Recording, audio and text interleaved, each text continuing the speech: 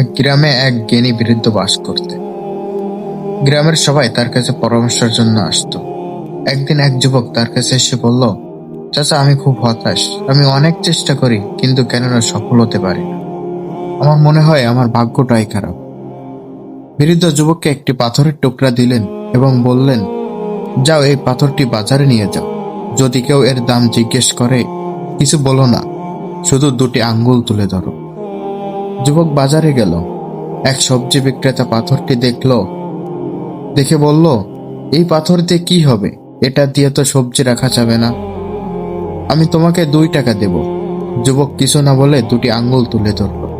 সবজি বিক্রেতা বলল, আচ্ছা ঠিক আছে, 20 টাকা দেব। এরপর যুবকটি একটি গহনার দোকানে গেল। দোকানে মালিক পাথরটি দেখে অবাক হয়ে গেল।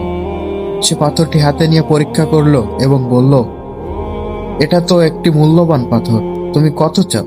যুবক দুটি আঙ্গুল তুলে ধরল। দোকানের মালিক বলল, 2 লক্ষ টাকা। যুবক কিছু বলল না। মালিক বলল, 10 লক্ষ টাকা। আমি তোমাকে 20 লক্ষ টাকা দেব। যুবকটি অবাক হয়ে বৃদ্ধর কাছে ফিরে এসে সব খুলে বলল।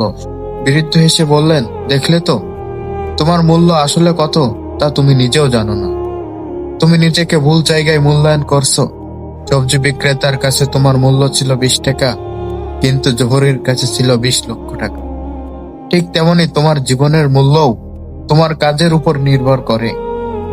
কোন পরিবেশে তুমি নিজেকে রাখছো তার উপর নির্ভর করে। এই গল্পের মাধ্যমে আমরা শিক্ষা নিতে পারি, নিজের মূল্য জানুন এবং সঠিক জায়গায় নিজেকে স্থাপন করুন। আপনার মূল্য আপনার কাজের মাধ্যমে নির্ধারিত হয় এবং আপনি যা অর্জন করতে পারেন তার কোনো সীমা নেই, যদি আপনি নিজেকে সঠিক পথে চালিত করেন।